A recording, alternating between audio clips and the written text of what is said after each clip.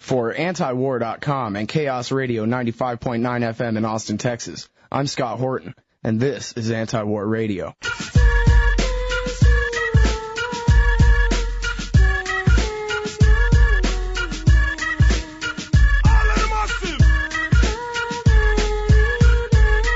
Is Iran making nuclear weapons, and is the United States preparing to wage war against them to prevent them from obtaining nuclear weapons? My guest today is Scott Ritter. He's a former Marine, former United Nations weapons inspector, author of an armful of books, Endgame, War in Iraq, Frontier Justice, Iraq Confidential. His latest is Target Iran, the truth about the White House's plans for regime change. Welcome to Anti-War Radio, Scott. Thanks for having me. Well, it's great to have you on. And the theme of your book here, basically, Target Iran, is that nuclear disarmament is really the excuse. The policy is regime change. Is that right? That's correct. I mean, the Bush administration has made it clear that when it comes to the Middle East, the policy is regional transformation that's inclusive of regime change in nations that the Bush administration has identified as either being a rogue nation or a failed nation state. And the current theocracy that governs Iran has been deemed by the Bush administration as being rogue in character, in part because, as the Bush administration recently articulated in its March 2006 National Security Strategy document, Iran is, in the opinion of the Bush administration, the number one state sponsor of terror in the world today. And so it's really not that our government is worried that they're about to have an arm full of nuclear weapons, then? Well, actually, the government knows that they're not about to have an arm full of nuclear weapons. The CIA has come out. I mean, you know, when you hear someone say that Iran is 10 years away from having a nuclear weapon, that means that they're at zero right now. Because, I mean, 10 years is what it takes to develop it in this day and age. You know, that's what it takes to, you know, put in place the technology, develop the infrastructure, pump out the fissile material, etc.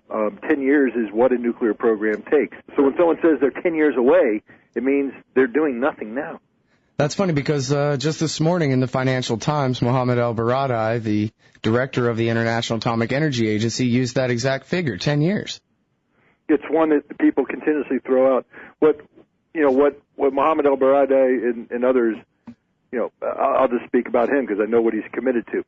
He has said repeatedly that the work of the IAEA inspectors, the International Atomic Energy Agency inspectors, has uncovered no evidence that sustains the allegations that Iraq is pursuing a nuclear weapons program.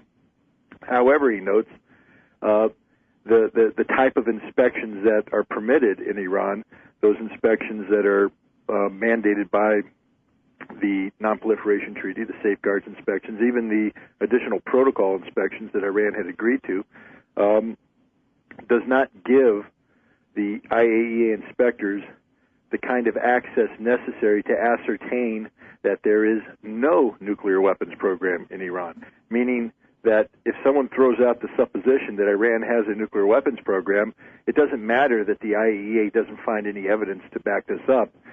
In order to prove a negative, the IAEA, under pressure from the United States, is saying that they have to have absolute access to every site in Iran, even though that's a violation of the Non-Proliferation Treaty. It's not called for by the Non-Proliferation Treaty. And we saw in Iraq that really what happens in a situation like that is that total access still isn't good enough, because if you're not turning over your banned weapons that we know you have, well, that's just proof that you're hiding them even better than we were accusing you of hiding them, right? Well, but I mean, that's the rhetoric. The bottom line is, as was the case in Iraq, disarmament is not the objective in Iran. Mm-hmm. Believe me, there's much better ways to go about pursuing disarmament than what the United States and what the IAEA is doing. Verification, disarmament, arms control, all require that you have a modicum of trust, that it is a bilateral activity, that in exchange for giving something, you get something. In the case of Iraq, it was clear that even though the Iraqis did everything in their power, eventually to demonstrate that they had disarmed, they granted full access to the inspectors, it was the American agenda of regime change that corrupted the integrity of the entire operation, creating a cloud of distrust that polluted every aspect of the inspector's work. The same thing is taking place today.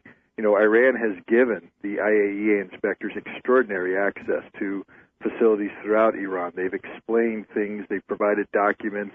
They've done above and beyond what is required by the Non-Proliferation Treaty, and have demonstrated that their nuclear energy program is a program that is consistent with, that which is permitted by the law. But thanks to the United States, the IAEA has corrupted the integrity of the process by insisting Iran comply with things that it's not required to do, by creating a wall of mistrust, by buying along with the notion that somewhere in Iran, we don't know where, no one knows where, somehow, we don't know how, nobody knows how, Iran is pursuing a nuclear weapons program. And they just throw that out there without any evidence to back it up. It's just a given, we're told. The President of the United States and others in the Bush administration have said there can be no doubt that Iran is pursuing a nuclear weapons program. Well, you know what? There's nothing but doubt that Iran is pursuing a nuclear weapons program. There is no evidence whatsoever. I need to reinforce that point. There is no evidence whatsoever to back up the rhetoric that the Bush administration has put out there that Iran is pursuing a nuclear weapons program. So what's happening here basically is, the analogy, I guess, would be if I pull a gun on you and I say, hands up, drop your weapon, and you say, look at me, I'm unarmed, and I say, you haven't dropped your weapon yet. The fact that the gun's not at your feet is proof that it must still be in your waistband somewhere. Or if I pick up a stick and say, wait a minute now, and I'm going to bat your gun away, and now you say, aha, you're trying to attack me. Right, yeah, exactly. Uh-huh. Okay, now, so you wrote, I'm trying to remember if it was a year or 2 years ago, that this whole attempt, quote unquote, by the United States and the Europeans to get Iran to back down from their nuclear capability, such as it is, that rather than being plan A, and then if that doesn't work, plan B, and then if that doesn't work, plan C, and that is getting the Europeans to negotiate for us, then getting the United Nations to do sanctions if necessary, and then plan C being warfare. You said in this article a year or two ago, I forget, that this is really step 1, 2, and 3, not plan A, B, and C. That's correct. It's all part of the same plan. The Bush administration knows that there is a certain process that needs to be followed through in getting the world and the American people prepared for armed conflict. You're not going to get the International Atomic Energy Agency to rubber stamp the Bush administration's contentions. That's one of the things that was learned by the U.S. government, that international weapons inspectors do possess a relative degree of integrity and aren't going to go about, making things up at the behest of the United States. They also know that the Security Council is an environment where the United States has near absolute control. The United States gets to, insert its will, impose its directives. The Security Council makes the United Nations an extension, per se, of American foreign policy. So, they need to get the debate shifted from the IAEA in Vienna, Austria, to the Security Council, where the United States, because they can pressure the IAEA to shift the debate, they've now created the impression that there is something of concern. You see, if there was nothing of concern, why shift the debate? But now they've brought it to the Security Council, and they've started to build this trap for the Security Council members and others to say, there is a problem here, now do something about it. So initially, they'll pass an Article 40 resolution that says Iran must comply, and if it doesn't, it constitutes a threat. When Iran fails to comply, now they got to do something else. So they'll pass an Article 41 resolution that says, because Iran didn't comply, there's now going to be economic sanctions. And what if Iran just sweeps that aside too? What do you do now? And this is where the United States has built the trap. You see, by defining Iran as a threat worthy of a Chapter 7 resolution, if the United Nations Security Council does nothing, the United States now has every right to say that it will not allow its national security interests to be hijacked by the international community, and it will do that which is necessary to defend itself. And this is what the Bush administration has done. We are in that situation as we speak. The Bush administration, this is a point I make to everybody, needs to go to no one for permission. They have gotten the international community backed into a corner. They have gotten Congress backed into a corner. Congress, the idiots that they are, have abrogated any constitutional responsibility they have, any constitutional authority they have when they pass these ridiculous war powers authorization resolutions in 2001, 2002. Instead of, keeping the verbiage in these resolutions specific to the task at hand, they, in their patriotic fervor, have pretty much given the president a blank check to do that which he wishes. And today, having rubber stamp the president's statements regarding the threat posed by Iran, who in Congress is standing up challenging the president's assertion about Iran's nuclear weapons program? Hardly anybody. Nobody of stature, not a single one of the would-be presidential candidates is challenging. In fact, they've all gone overboard to embrace Iran as a threat worthy of all options remaining on the table, to paraphrase Hillary Rodham Clinton. So Congress is trapped. The international community is trapped. And now it's just a matter of the Bush administration picking the time and place of the fight. Mm-hmm. And now that United Nations trap, basically what's happened is they've decided, I guess the rest of the countries kind of went along with American pressure on the IAEA to get it to the Security Council because they're trying to get in between us in a war. Sort of the same situation with Iraq. The reason they passed 1441 was not to get America into a war, but to try to stop us from getting into a war. But then, as you say, they basically accepted our premise. There's a problem, and then if they're not willing to do something about it, we are. Well, that's absolutely correct. I mean, people feel that they need to be at the table to be part of the game. They don't realize that once you sit at the table, you nullify yourself. That to be part of the game, you need to stay out of the table. And for whatever reason, Europe has fallen into the trap of saying, in order to get America to soften its position, we must play the game that America is dealing out here. That's wrong. Europe should never played the game to begin with. It just told the United States, absolutely not. We don't view Iran as a threat. We're not engaging on this issue. Go pound sand. Because that would have made it very difficult for the Bush administration, especially in the aftermath of its unilateral disaster in Iraq, to move strongly against Iran. But by playing the game, they legitimize the cause the United States is embracing. They may not believe that's what they're doing up front, but that's the end result. Today, George W. Bush can stand before the world, before the American people, and say that Europe has reached this conclusion together with America, that America is not the only one saying this. Right. And now, to be clear, what it is that America is saying is that Iran cannot enrich uranium at all. That's right. Well, the United States has said that, Iran will not be permitted to have any technology that could be useful in nuclear weapons. And, the enrichment of uranium is a dual-purpose technology. Once you have that technology to enrich uranium, you can enrich it to 5%, which is usable in a nuclear reactor, or you can enrich it to 80 to 90%, which is usable in a nuclear weapon. Well, now, how easy is that? Let me stop you right there. How easy is it if you had your centrifuge equipment perfected to the degree that you could enrich uranium to electricity grade, low enriched uranium? Is it simply a matter of flipping a switch and now you can enrich it up to 94%? Well, it's not flipping a switch. You basically are taking the feedstock that goes through that's enriched to 5% and feeding it back in and repeating that process until you get your highly enriched uranium. Okay, so you don't need a whole new setup then to... No, you don't need a whole new setup, but I'll tell you this. If your initial setup is under the monitoring of the International Atomic Energy, there's no way you can enrich uranium to high enrichment levels without being caught.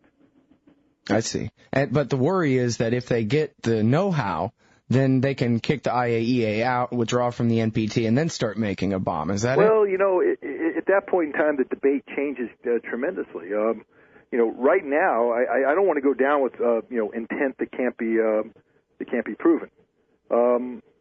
What we need to discuss is what do the facts that are available show.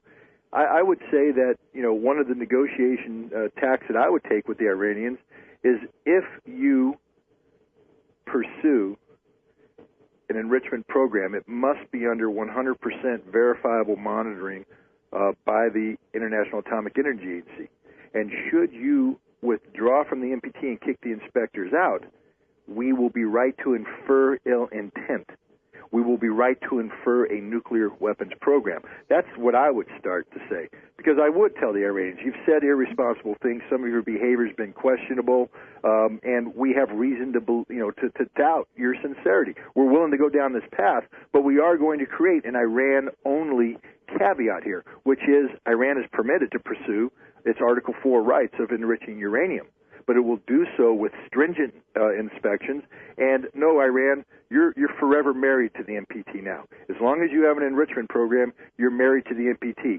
If you kick the inspectors out or found cheating, we have a right to infer nuclear weapons intent, and this will never be tolerated. If you go down that path and the Iranians misbehave, I myself would support a military strike against Iran. Because that's legitimate. We have a legitimate right to say Iran cannot have nuclear weapons. There's nothing wrong with that stance. Are you sure? Even that? I mean, they don't have the right to tell us that we can't have nuclear weapons. I'm sorry, that's just not the way the game's played. Nuclear weapons are, I'm not one of these guys that believe because we got them, everybody's allowed to have them. I believe we need to be getting rid of them. But that's an argument for the American people to engage in. The Iranians don't get a vote on that one. I disagree strongly. We live in a very dangerous world, and I don't want to play little feel-good games here. The Iranians are not a nation that should be having nuclear weapons. You know what? The Ayatollah Khamenei, the supreme leader of Iran, agrees with me. He doesn't want to engage in this silly debate about whether or not Iran should have it because Israel has it.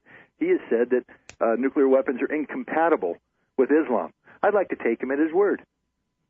Sure. Well, I think that America should disarm as well, but I'm just not sure that it's America's responsibility to allow or disallow other nations to have a nuclear program one way or another. Well, again, it's not the United States alone that's saying this. It's the international community. This is where I would agree. We have to draw the line. There can be no more nuclear proliferation. Okay, we need to concur that with the rest of the world that there is no more, no room for the continuation of the proliferation of nuclear weapons. Again, the debate here, though, see, here's the problem. If we get into this debate about whether Iran can or can't have one, we've lost. What we should be seeking here is to resolve a problem that's leading us down the path towards war.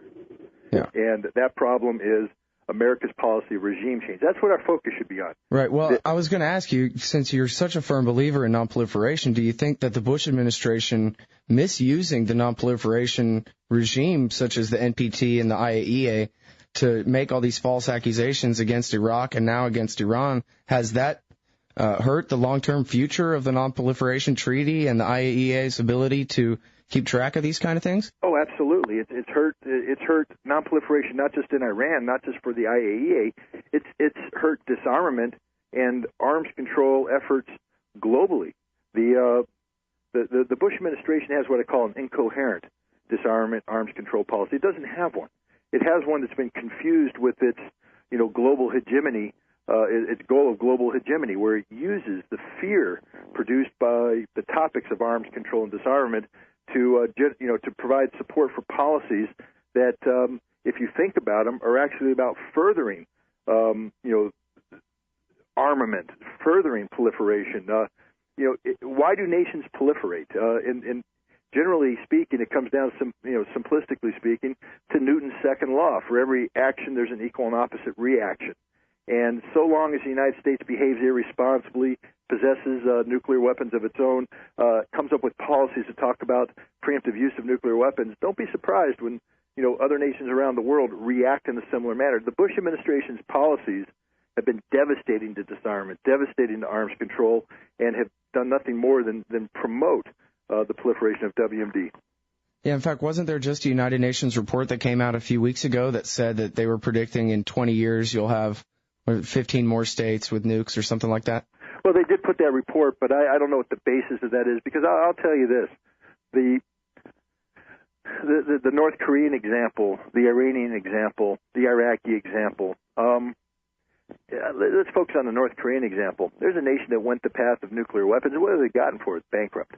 The bottom line is sound sound foreign policy would generate the kind of economic assistance to North Korea that a nuclear weapon wouldn't. North Korea doesn't need a nuclear weapon. It has enough artillery to rain 300,000 rounds of high explosive shells on the capital of South Korea per hour in a conflict. So they didn't need to go that path. They nearly bankrupted themselves, and believe it or not, they didn't get the support of the world when they went this path. I would believe that yes, there are nations that will have access to technology that could allow them to proliferate into the nuclear weapons sphere in the next 20 years. But I believe that responsible nations are looking and saying that's just not the route we want to go. That's stupidity, and you're going to see rather than a push for proliferation. I think you're going to see the world saying we need to back this puppy up, and there's going to be a lot of pressure put on the United States. Just take a look at the debate that's going on in England today concerning Tony Blair's efforts to acquire a new generation of nuclear missile submarines. Look at the argument. The only argument that people can put forward about the need for Great Britain to have this is that although there's no threat that manifests itself today that warrants Great Britain spending billions of dollars on a new submarine and new missile, a nuclear missile, they say we need to be concerned about Russia in the future. See, that's heading us in the path towards a resumption of the Cold War, back to the bad days. That's not pushing us forward. That's old thinking. That's outdated thinking. And I'm hopeful that sometime post George W. Bush, that the United States will get in line with the rest of the world and say, we need to rethink this whole direction we're taking here. Yeah, and it may even be a silver lining of all this trouble from the Bush years that people around the world are going to renew their focus on this problem because, let's face it, you can't use a nuke barely in any circumstance without killing innocent people with it. These things have got to go one way or another. I totally agree. Look, I'm a big favor of the zero option. That's why I just don't want to get into a discussion about can Iran have nuclear weapons. No, they can't. I don't believe Israel should have them. I don't believe we should have them. I don't believe Russia should have them. I don't believe anybody have them. But I just think it's a totally wrong direction to be taking a conversation to say, because we have them, others should be allowed to have it. No, nuclear weapons are bad. They're destabilizing, and they have the potential of inflicting horrific harm on this planet. And we need to be thinking long-term here. I got 14-year-old daughters. I want them to grow up in a world free of the threat of nuclear holocaust. I want them to be able to have children who can live in a world free of the threat of nuclear holocaust. If we keep going in the direction we're heading right now, I may see a nuclear holocaust in my age. And not only would that be bad for me, that'd be devastating for my children. I just think it's time responsible humans that there can be no justification for possessing nuclear weapons in this day and age. Okay, now back to Iran specifically and their nuclear program, such as it is. We began by talking about the experts saying they're 10 years away, which you said means they haven't started yet. They're not even really on the path. But there's a word I believe stuck out at me in the video I saw of you and Seymour Hersh on stage in New York last October. You used this word tantamount. Said, to the Israeli point of view, if the Iranians have any nuclear technology whatsoever, that is tantamount to their ability to make a nuclear weapon, and that their red line is way, way back before your red line. Is that it? Yeah, that's the Israeli point of view. And I don't agree with this point of view. Right. But I acknowledge this point of view. I know. I understand. I'm just saying that I think it helps your argument, actually. You accept their premise that Iran should not be allowed to have nuclear weapons. You're just saying that they're freaking out when there's nothing to freak out about, basically. Well, see, the Israelis have taken a very absolutist point of view, which is they want to take the potential of risk down to as close to zero as possible. And from the Israeli perspective, once you're able to perfect the enrichment technology, there's really nothing to stop you from heading down the path towards nuclear weapons. So they say no to enrichment technology. The problem with the Israelis is the rest of the world just disagrees with that premise. We have a non-proliferation treaty. The world has signed it. Israel hasn't. And the treaty says, no, nations are allowed to pursue this technology for peaceful purposes, as long as they embrace certain, verification processes. Right. And again, Iran is a member of the Non-Proliferation Treaty and has IAEA inspectors crawling all over the place, and Israel's not a member at all. That's right. And I mean, and again, I say this as someone who's a friend of Israel, who's sympathetic to the legitimate national security concerns of Israel, but it's time Israel stop and reflect that its basic stance when it comes to Iran is a hypocritical one with no legitimacy in the eyes of the majority of the world. Israel can't cry wolf when they themselves are the biggest wolf on the block. And again, you said this in your book too, that you are very much pro-Israel, and as you just said, you're very much in favor of the security of Israel. But I think the way you put it in your book is that they're actually increasing the risks to themselves by imagining a danger in Iran that doesn't exist, that they're trying to basically get themselves in a war over nothing. And how risky is that? It's very risky. Again, genuine security is not brought about by searching for enemies. And right now, Israel is in the hunt for enemies. Genuine security is brought about by figuring out how to peacefully coexist with your neighbors as equals. And one of the big problems is the Israelis refuse to provide equality to their Arab neighbors. Israel wants to have a situation where 5 million people get to dictate, regional terms of coexistence to hundreds of millions of people, and that calculus just doesn't work in the long run. It creates a situation where, inevitably, Israel is going to find itself in an increasingly dangerous situation.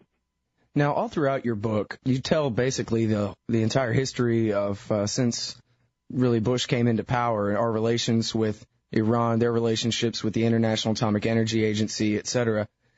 And, it's all very complicated stuff, first-generation centrifuges and second-generation centrifuges, and what came from AQ Khan, and what did they make themselves, and which facility is where.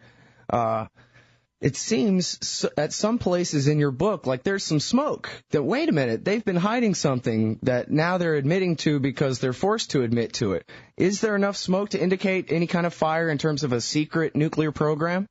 Well, you got to put everything in its proper perspective. If you just talk about the smoke, and you leave it without a context, you could say, they're cheating, they're hiding something, therefore we have a right to assume.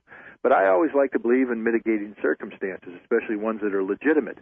You have to ask the question, why were the Iranians hiding this?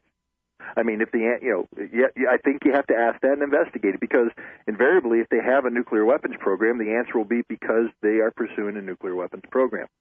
But if you investigate it and you find out that the answer is because since 1979, the United States has blocked every effort undertaken by the Islamic Republic of Iran to pursue its legitimate rights to acquire technology related to nuclear energy, and that the Iranians have determined that possessing a nuclear energy capability is a strategic necessity, not a nicety, but a necessity for its long-term survival, you might be able to say, whoa, wait a minute, they were cheating or hiding because that's the only way they could acquire this stuff.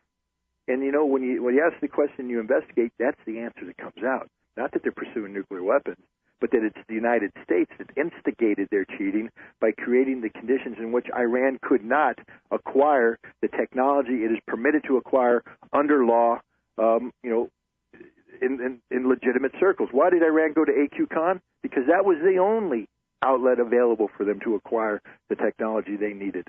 It just so happens that AQ Khan is a nuclear weapons proliferator, but the technology for enrichment that AQ Khan used in his weapons program is the same technology that's usable in the energy sphere. So, you have to ask the question, you have to go down that path. It's the same thing that happened with Saddam.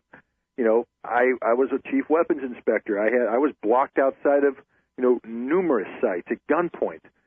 People said, why is Saddam blocking the inspectors? He must be hiding weapons of mass destruction. But if you ask the question and truly investigate it, not just ask it in a rhetorical aspect, why is he blocking? Because he's hiding weapons. But why is he blocking? And then it turns out that, hey, they got some concerns that the inspection teams I was leading are staffed to the gills with CIA and British intelligence operatives who were trying to collect intelligence about the security of Saddam Hussein so that they can assassinate Saddam as part of their unilateral regime change national security objectives. Doesn't that put the blockages in a little bit different perspective? Of course it does. And I would say the same thing holds true with Iran and its nuclear program. Now, something we always hear about Iran's nuclear program is, oh, come on, Persia's sitting on a sea of oil. What could they possibly need a civilian nuclear energy program for? I'd like to, I'd love to be a congressman for a day with subpoena authority. I'd subpoena Dick Cheney and Donald Rumsfeld and say, hey, you guys, in 1976, Dick, when you were White House Chief of Staff, and Donald, when you were the Secretary of Defense for Gerald Ford, you guys concurred that Iran had every right to pursue a nuclear energy program inclusive of indigenous enrichment of uranium capabilities. And yet, Iran at that time was one of the largest oil producers, a nation awash in a sea of oil. Why did you reach that conclusion? If you don't want to testify, I'll just pull out the documents you signed. You reached that conclusion because you agreed with the expert opinion in Iran and in the United States that Iran had a finite amount of oil, that this oil needed to be exported for Iran to retain economic viability, that Iran was a developing economy that if it didn't acquire an alternative energy source would eventually be consuming, the bulk of the oil meant for exportation, thereby destroying Iran's ability to generate the income needed to build its economy. It would self-destruct. Wow, we knew that in 1976. And the people that knew it were the same people that, 30 years later are saying Iran is awash in a sea of oil. There's no reason for them to be pursuing a nuclear program other than to acquire nuclear weapons. So it's simply a matter of opportunity cost, as if I own a shop and I have some gasoline and some coal. I want to sell my coal and burn my gasoline, or burn my gasoline and sell my coal. It's simply a matter of which one's cheaper for me, right?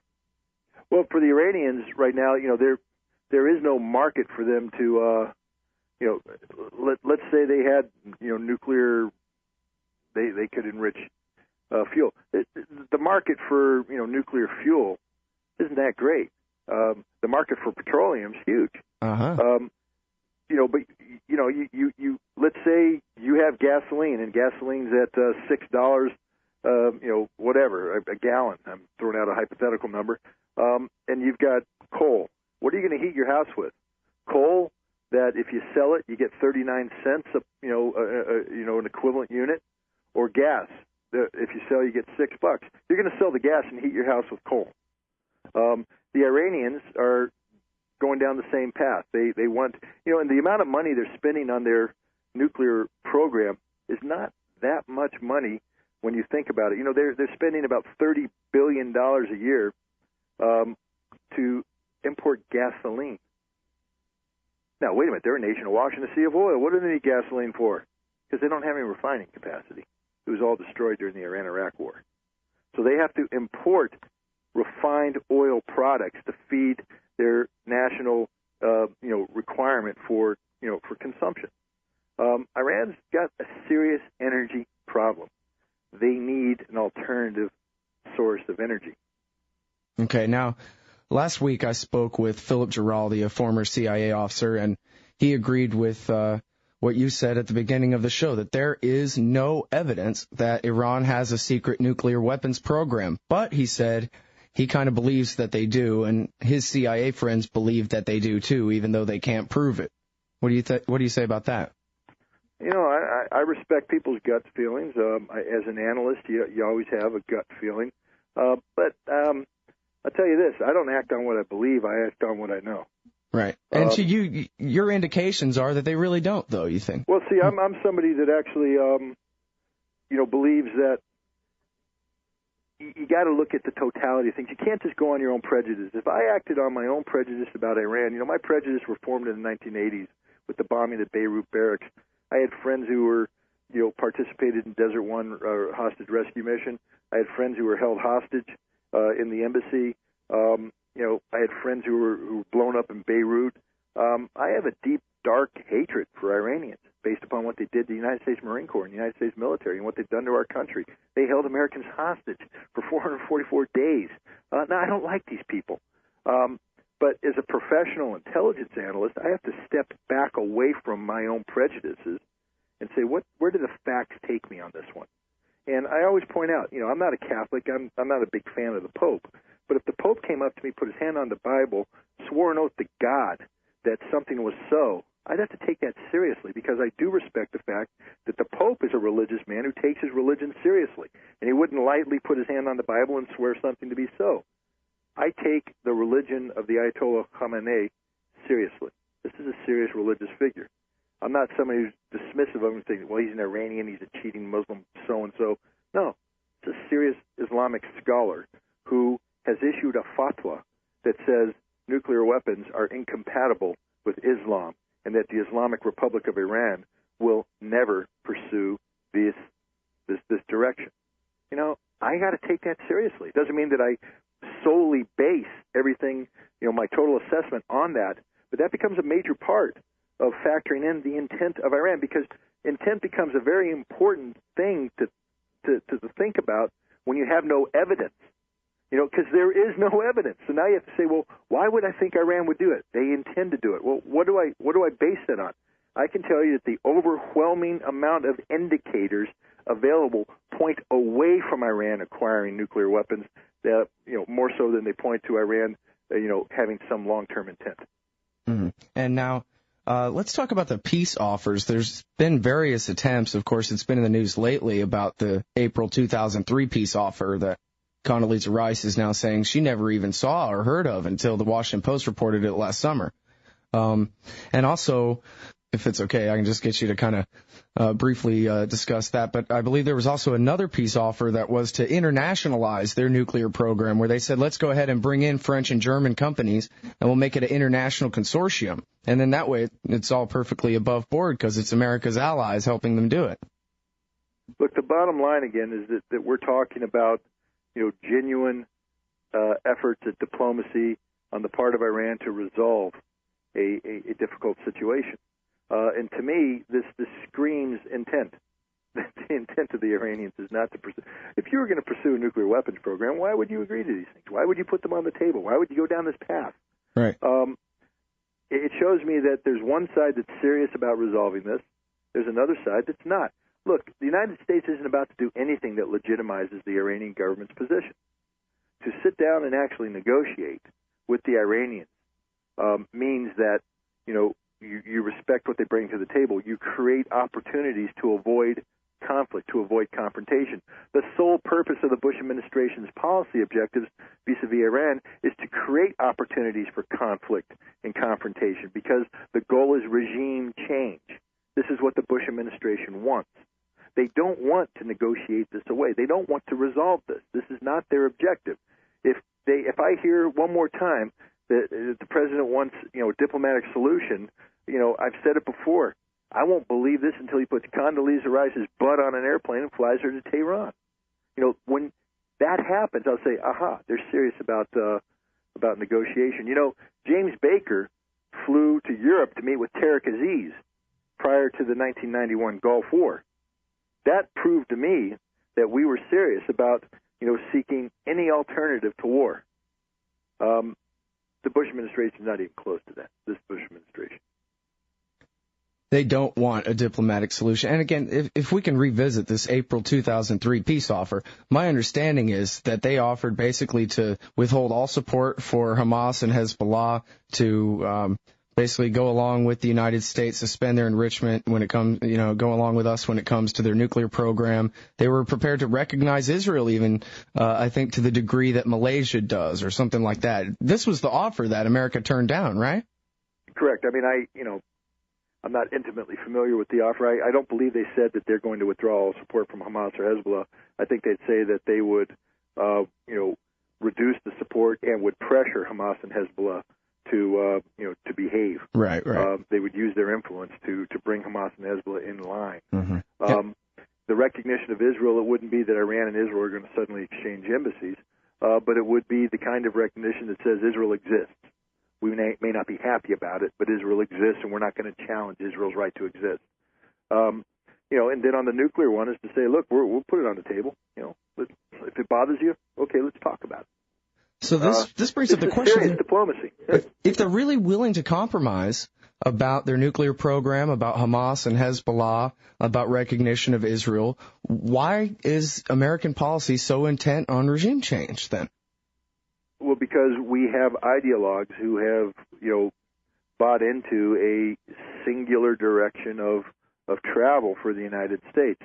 When you're the sole remaining believe me, I've been in Washington, D.C., and I've seen this many, many times. We're America. We're the world's sole remaining superpower. We don't negotiate. We don't treat others as equals. It's our way or the highway. And that's just the way it is. When a policy gets staffed in Washington, D.C., it becomes dogma. It's unchallengeable by anybody, especially the international community.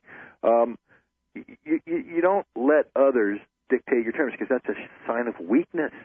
That old saying, absolute power corrupts absolutely, is absolutely true. The United States is a extremely corrupt global superpower that. Again, I talked about Israel with 5 million people dictating the terms of coexistence with hundreds of million people in the region. 300 million Americans believe we get to dictate the terms of coexistence with billions of people on the earth, that the earth is our playground. This is what's happening here. The policies that have been formulated vis-a-vis Iran are very simplistic policies that are part and parcel of a national security strategy promulgated in September 2002 that divides the world into spheres of American national interest that we are allowed to, dictate, to impose ourselves economically, politically, militarily, preemptively if necessary, with disregard for international law. Because after all, international law is nothing more than contract law that can be renegotiated at our whim. This is what's going on. We don't have responsible policy formulators right now. We have arrogant global hegemonists in power. And tomorrow's deadline at the United Nations is for what?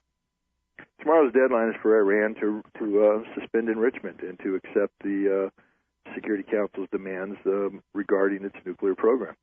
And Iran's just not going to do it. And so this is just another step toward the path to war then. And I guess, as you've said before, George Bush would be disappointed. They did suspend, right? He wants a war. George Bush won't let them suspend. What does suspension mean? Again, let's say Iran says they suspend. Just think of the logic now. We have the IAEA gaining total access with the most technologically advanced investigation instruments the world has ever seen when it comes to nuclear technology. And they have gained complete access to all the identified sites. And they have said there's nothing here to sustain anything other than a peaceful nuclear program. The Bush administration has come out and said, well, they've buried everything. They've created this whole alternative universe where a secret nuclear program is underway that's dedicated to military action. So what if Iran suspends its nuclear program?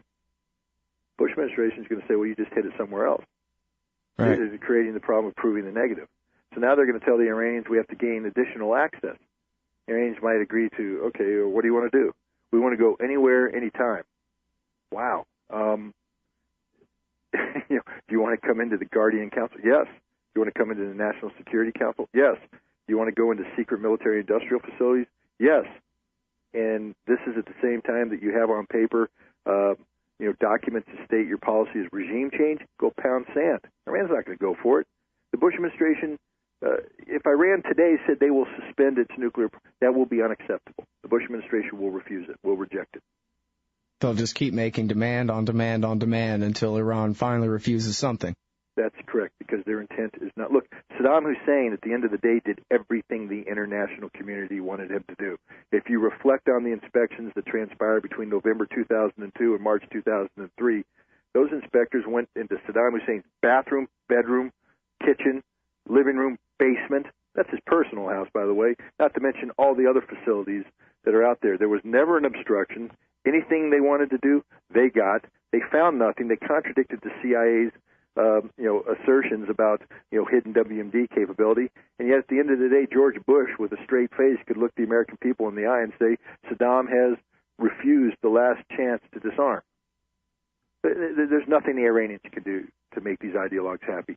They have a policy of regime change, not disarmament. Okay, now let's talk about what some of the incredibly complicated consequences of a war against Iran could be carrying out this simplistic policy, as you call it. I interviewed Wayne White, a former State Department intelligence official, last week, who told me he's seen plans that are not just describing bombing Natanz and Bushehr and a couple of known nuclear sites, but in fact are for wide-ranging attacks against the entire Iranian military infrastructure, against their subs, their ports, their everything. Well, of course. I mean, this dates back to the time of the Clinton administration. Reflect back on the 72-hour bombing campaign that we witnessed, Operation Desert Fox, in December 1998. Ostensibly, it was done because the Iraqi government had refused access to certain sites for UN inspectors, and so the U.S. ordered the inspectors out and then bombed Iraq. But when one takes a look at the sites that were bombed, a very small percentage of them had anything to do with weapons potential, production capacity, etc. The majority of the sites dealt with Iraq's military, with their national security, with their leadership. These were decapitation strikes. Why? Because the bombing campaign wasn't about disarming Iraq. It was about creating the conditions so that certain Iraqi generals that the CIA believed they had on their payroll could move into a weakened Baghdad and overthrow Saddam Hussein. It was a regime change strike. That same mindset's at play today in Iran. We've already said, remember what I'm saying, it's not about disarmament. Disarmament can be negotiated. They will never trust the Iranian government. The Iranian government can say and do anything, and we won't trust them. So ultimately, the only measure of verification is to remove the Iranian government from power and replace it with one we trust. So even if we go to war ostensibly to get rid of a nuclear capability, we'll never get rid of that, because what are we bombing? We're bombing the targets we know, the 12 or so nuclear sites that the IAEA has inspected. But we've already said that these aren't doing nuclear weapons activity. The nuclear weapons are taking place at other locations, but we don't know where they are. So what are we going to bomb? The great unknown? No, the only way to get 100% certainty is to remove the regime from power.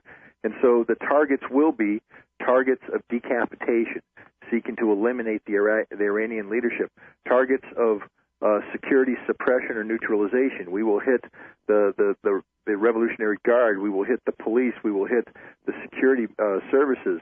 We will hit the military. Targets of destabilization. We will hit economic targets to create unrest. The goal is to create the conditions inside Iran that empower the Iranian people to rise up and remove the theocracy from power. That's the objective here. That's what the airstrikes are supposed to happen. But I'll tell you this, they'll have as much success as Bill Clinton's effort in December 1998 had. There was no move on Baghdad. There was never a serious effort to get rid of Saddam Hussein. It all collapsed. And the same thing will happen if we bomb Iran, thinking the Iranian people are going to rise up and assist us. Now, as many times as that idea has been panned, do you think that the neoconservatives and the Bush regime still actually believe that if they bomb Iran, that will encourage the people to rise up and overthrow their government, creating an America-friendly one in its place? Absolutely. I mean, as many times as the notion of Saddam Hussein having some sort of strategic alliance with Osama bin Laden was panned prior to the March 2003 invasion of Iraq, the Bush administration simply created, the Office of Special Projects with Douglas Feith, who fabricated intelligence about this linkage. So, and that's what they believed. It was cherry-picked and stovepipe. Believe me, it's not Douglas Feith that is solely to blame here. I condemn him wholeheartedly. But the Bush administration, it's not as though they sat down at the restaurant and said, "Show me all the menus on all the items on the menu, and I'm going to nibble from them and pick the one I like." They came in and said, "I only want steak. Don't show me anything other than steak." And Doug Feith's job was to put steak on the table. The same thing's happening today. This is an administration that does not want to hear doesn't want to hear a negative assessment. They say, Just feed me steak on Iran. Just give me what I want. And what they want is a scenario where the Iranian people rise up and topple the theocracy. They have bought into this. They have been speaking with certain expatriate groups in Los Angeles and New York City, Iranian expatriates who date back to the time of the Shah, who are telling the Bush administration that the Iranian people are dissatisfied with this government. They're ready for change, and they just need help. But they're too afraid. They have this dictatorship, this security mechanism in place that's suppressing them. And all the Bush administration needs to do is nullify that, neutralize this security mechanism, and the Iranian people will rise up. This is what they're hearing. This is what they want to believe. It fits into their tiny little, world view, and they refuse to consider anything other than this option. Okay, well, in the real world, how might Iran fight back against the United States if we do initiate this air campaign? Well, I always remind people that the Iranians are not stupid. They're very worldly. They understand the Middle East better than we do. They understand Europe better than we do. And frankly speaking, I think if you took Iranian high school students and had a test on American geography and politics, it might become apparent they understand America better than we do. They don't want war. They've been to war. They've seen war. They've experienced it. They've buried hundreds of thousands of people. It's the last thing they want. But if we push them in that direction, if we continue to search for enemies and we pick Iran as our enemy, they will wage war. And it will be a war that is very well thought out. I always remind people about the cockiness of the Israeli army. And again, I'm a friend of Israel. I've worked very close with the IDF. But, very cocky, especially when it comes to conflict with Arab fighters. They believe that the Arabs are cowardly, lack technology, and, will fire a few rockets and fire a few shells and then run away before they're captured. The Israelis got a bloody nose in southern Lebanon this past summer by Hezbollah. Hezbollah kicked their ass. Hezbollah did a darn good job. And I just tell people, Hezbollah were the students. The teachers were the Iranians. We're getting ready to go up against the masters. The students kicked the hell out of Israel. We should keep that in mind as we prepare to take on the masters. I'm not saying Iran's going to conquer America. They're not. They're going to defend themselves. And they're going to be very, very careful on how they do this. They're not going to allow themselves to get trapped into a losing engagement. They know the area. I would say that if we put an aircraft carrier into the Persian Gulf, that we stand a good chance of losing that aircraft carrier. I would say that if we put troops on the ground, we stand a good chance of losing those troops. And people say, well, Shah, 3.5 weeks we took Baghdad. There's nobody can take us on. Well, you know what? General Patton made a hell of a run from Normandy to Germany during World War II. And yet, 6 years later, the North Koreans kicked the crap out of us in the Korean Peninsula. If we think for a second that Iran is going to be a repeat of Iraq, we're in for a big wake-up call. And this is just the military aspect of it. I haven't brought in economic, because the Iranians know what makes us tick, oil. They're going to shut down oil production, not just their own, but the entire Middle East. No oil is going to be coming out of the Persian Gulf. And what's that do? Right now we have the global oil production capacity, excess production capacity runs at about 1.52%. That means we're just barely producing enough oil to feed the global demand, and that demand is increasing. If you shut down the Iranian oil and the Persian Gulf oil, and God forbid Hugo Chavez in Venezuela, stops pumping oil in protest, we're looking at negative 20 to negative 30% production capacity. That means that there is not anywhere near enough oil to feed global demand. Do you think for a second the Indians and the Chinese and all those other developing economies are going to stop, seeking access to oil just because America was dumb enough to commit economic suicide by attacking Iran? No. America is now going to have to compete on the global market for a finite resource. And, the price of oil is going to go through the roof. I've heard people talk about $250, $300, $350 a barrel. When you get up to that high, it just doesn't matter anymore, because the price of oil is reflecting the price of everything. And if we start paying that much money for a barrel of oil, we're going to get into a hyperinflation cycle that's uncontrollable. And I just tell Americans, I saw a photograph once of a German in the 1930s during the Weimar Republic when they got hit with hyperinflation, taking a wheelbarrow full of money to the bakery to buy a loaf of bread. And we could be in that kind of situation. All these Americans that are living on the margin here, I don't know what's the percentage of Americans that are living paycheck by paycheck.